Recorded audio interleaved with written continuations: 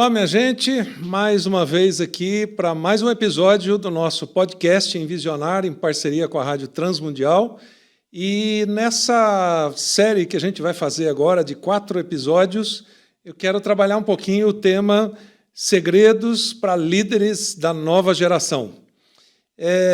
Pode parecer meio estranho, né? Alguém com mais de 60 anos de idade querer falar para líderes da nova geração.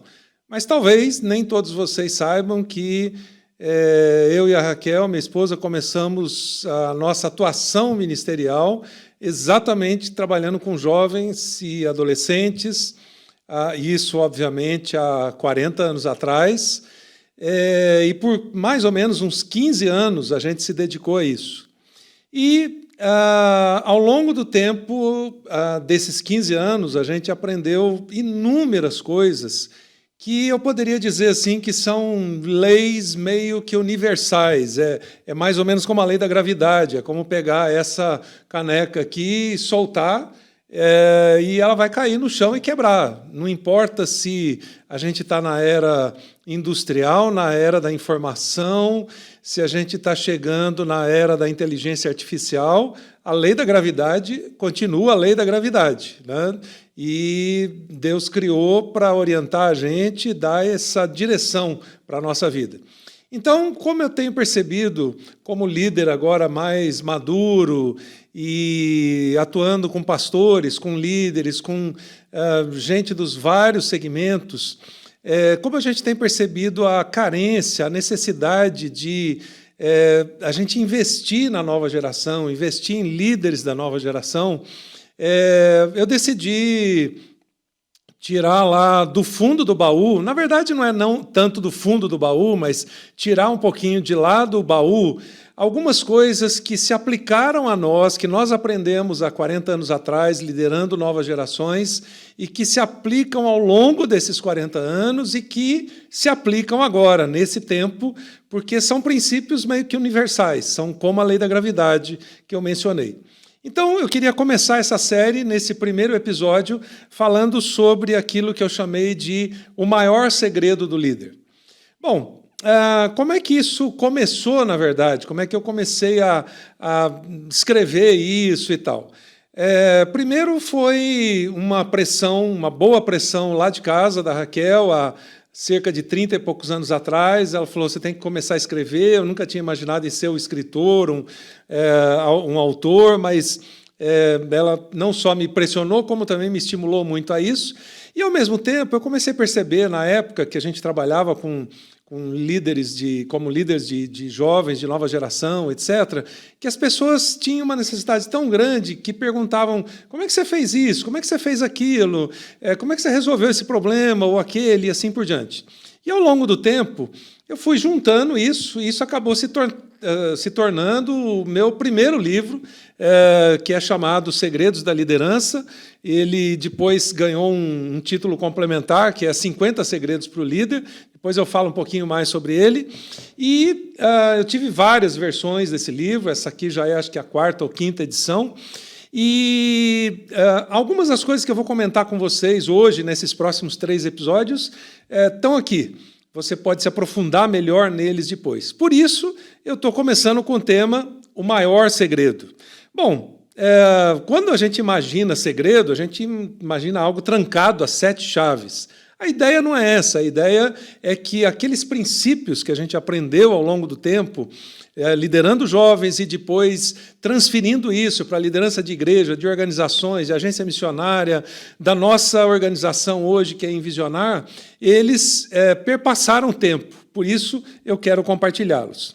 Bom, a gente poderia começar com o seguinte, o que muda e o que não muda ao longo do tempo na liderança?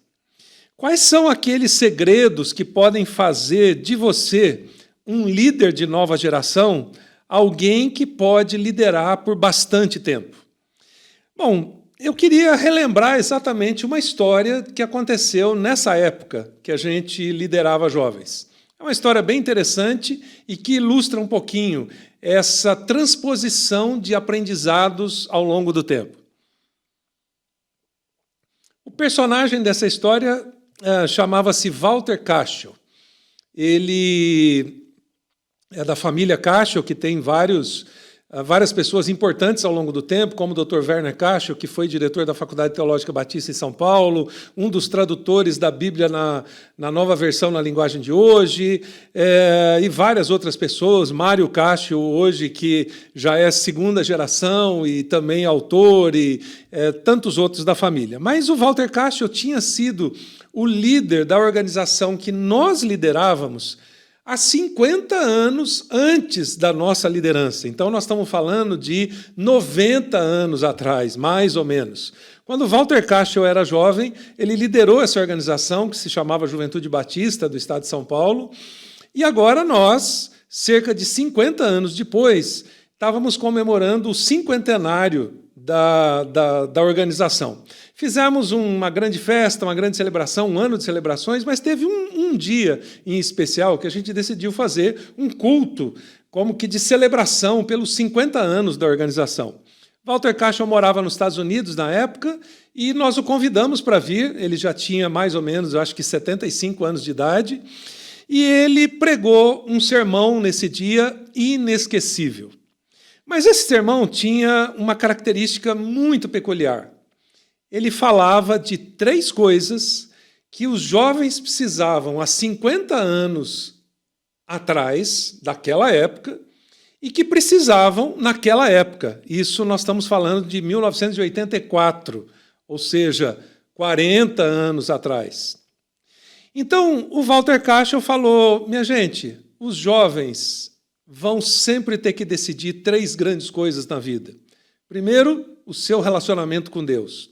Segundo, de que forma você vai cumprir aquela missão que Deus te deu por meio de uma atividade profissional que Deus te deu habilidade para fazer, seja médico, escritor, pensador, gari, não importa.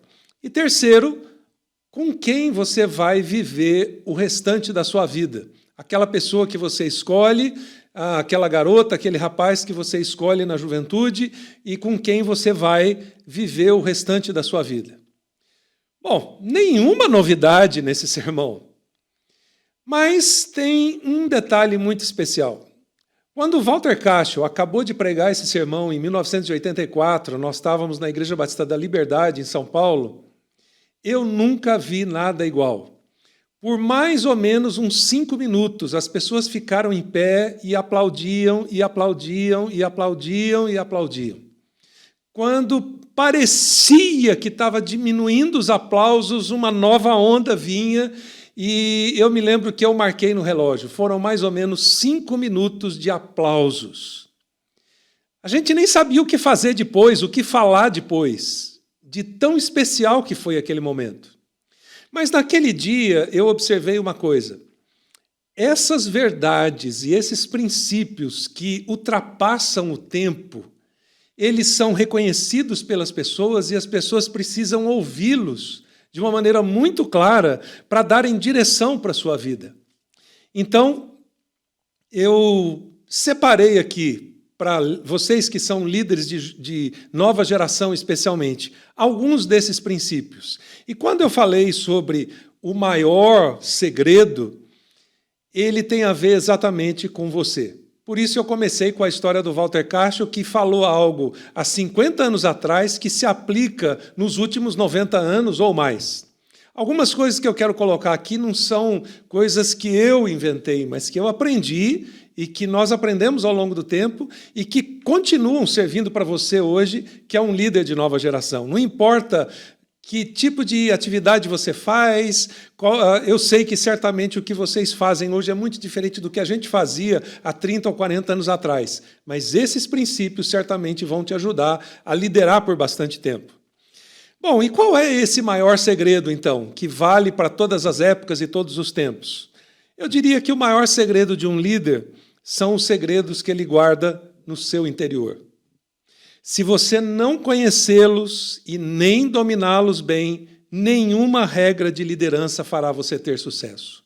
Você pode ter o melhor equipamento de som e mídia, você pode ter o melhor auditório, você pode ter o melhor acampamento, os melhores as melhores conferências ou coisas que você faça para a nova geração, mas se você não tiver cuidado daquelas coisas que estão no seu coração, são elas que podem te destruir ou te elevar.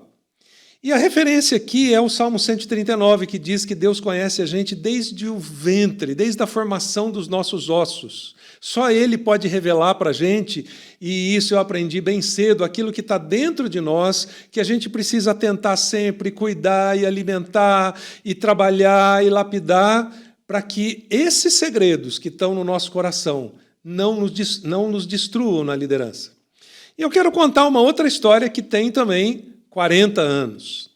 Ela aconteceu logo no início do nosso casamento. Eu e a Raquel havíamos acabado de nos casar, já se vão agora 41 anos, e nós morávamos bem no centrão de São Paulo. E um dia eu fui para uma reunião e, na volta dessa reunião, não tinha ônibus, não tinha metrô, o lugar era meio complicado e a única opção era um táxi na época, porque não existia Uber ainda, mas recém-casado, não tem dinheiro para táxi, então eu falei, é a pé mesmo. E eu decidi fazer aquele 1,5 km, 2 km a pé, 10 da noite, bem no centrão de São Paulo, que era tão perigoso quanto é hoje. Bom, a uma certa altura, 3 rapazes começaram a me acompanhar e eu percebi que eles estavam interessados na minha pasta. Naquela época a gente carregava uma pasta assim bonita, não tinha computador, não tinha nada, mas tinha uma Bíblia Thompson lá dentro, bem grande, né, uma Bíblia de estudos ou coisa desse tipo. E eu parei num determinado lugar, numa banca de jornais na época, para tentar disfarçar e ver se eles estavam me seguindo mesmo. E eu observei que eles estavam me seguindo. Eu dei a volta para o outro lado e eles continuaram atrás de mim. E aí eles observaram que eu tinha percebido a presença deles. E eram 3 rapazes, 2 mais baixinhos e um grandão. E logo o primeiro veio com a mão dele na direção da minha pasta. Bom, deixa eu te dar um contexto aqui. Eu, por natureza, sou mais tranquilo, mais calmo, nunca fui de brigar na escola, entrar em brigas e discussões e coisas desse tipo, detesto confusão ou brigas ou coisas desse tipo. E aí, naquela hora em que aquele rapaz, aquele garoto veio para pegar a pasta, eu não sei o que aconteceu, mas subiu um vulcão lá dentro de mim. E eu lembrei da cena de um filme que a pessoa não deixava o assaltante roubar, e aquilo me veio na mente na hora, e eu imediatamente fui com a minha pasta pesada, porque tinha uma Bíblia de estudo lá dentro, empurrei ela para frente com toda a força, isso bateu no estômago dele, esse primeiro, então, arqueou um pouco para trás, veio o segundo, eu percebi que ele era bem pequenininho, franzino, eu também não era tão forte na época, mas eu tenho o braço comprido, a mão grande, então eu imediatamente lembrei da cena de outro filme, pus a mão aqui na testa desse segundo, a mão dele não alcançou aqui, mas sobrou o terceiro. O terceiro era um guarda-roupa, 20 por 52, e quando ele veio na minha direção, eu falei, esse eu não dou conta. Eu olhei, tinha uma padaria do lado, eu tirei a mão desse aqui, empurrei ele para trás, saí correndo com a minha pasta, entrei na padaria, deu tempo ainda desse grandão me dar um tapa nas costas, que ficou a marca da mão dele na minha camisa, e eu fiquei ali um tempo até conseguir sair e chegar em casa. Bom, cheguei em casa um verdadeiro herói. E falei, querida, briguei com 3 e não roubaram minha pasta. E essa foi a última coisa que eu me lembro, porque aí eu praticamente desmaiei e a Raquel estava lá tentando me acordar, dar água com açúcar, eu estava pálido. Mas naquele dia eu fiquei pensando, o que é que tinha lá dentro de mim que eu não conhecia, que fez com que aquele vulcão subisse naquela hora e eu tivesse essa reação? Bom, é exatamente sobre isso que eu estou levantando a bola aqui. O maior segredo da liderança são os segredos que você tem lá no seu interior e que talvez você não conheça, que talvez você nunca parou para pensar e que podem te ajudar ou te levar a uma enrascada como essa. Que segredos existem no seu interior que podem ajudar a construir sua trajetória? Mas que segredos podem te colocar em risco? São perguntas que eu queria deixar para você pensar. Quais segredos existem no seu coração que você precisa conhecer, trabalhar, lapidar? Por quê? Salomão já disse, cuida bem do teu coração, porque dele procedem as saídas da vida. Então, quais são esses segredos, ou defeitos, ou questões que você precisa trabalhar que podem comprometer o seu ministério? Ou que podem ajudá-lo a ir para a próxima etapa? Não permita que a sua liderança avance sem que você cuide disso, sem que você tenha clareza da sua honestidade, sinceridade, transparência. Cuide disso da melhor maneira possível, porque é isso que vai te levar para a próxima etapa do seu ministério. O que você fará para se conhecer melhor e saber os seus pontos altos e os seus pontos de risco? Todos nós os temos. Ao longo do tempo, eu já tive que trabalhar em inúmeras coisas na minha vida e continuo trabalhando. Não vai ter fim essa lista, porque essas coisas estão guardadas lá no nosso interior. E, às vezes, nas horas que a gente menos espera, elas brotam, elas reagem. Queria deixar uma última pergunta para você pensar. O que você fará para trabalhar coisas ou segredos do seu interior que podem afetar a sua liderança e o seu futuro? Eu gostaria que você pudesse avançar 40 anos à frente, como eu já avancei, porque o cronômetro passa muito rápido, e continuar firme. Eu corri N riscos, pressões, e lutas e dificuldades, mas quando a gente entende melhor o que tem lá dentro de nós, quando a gente pede para Deus revelar, como no Salmo 139, aquilo que existe dentro de nós, isso nos ajuda na longevidade. Então, eu diria que talvez muitos hoje querem ser influenciadores famosos, mas o que importa é se você tem coisas que você trabalha na sua vida que vão te dar longevidade, que vão te dar um caminho sólido a ser perseguido. Porque eu espero ouvir falar de você daqui 40 anos e daquilo que você vai fazer para se tornar um líder que perpetua, que constrói coisas de longo prazo. Então, pense um pouquinho nisso, expanda a sua visão e decida coisas que podem te ajudar a chegar lá, e eu espero ouvir falar da sua história. Grande abraço e até o próximo episódio.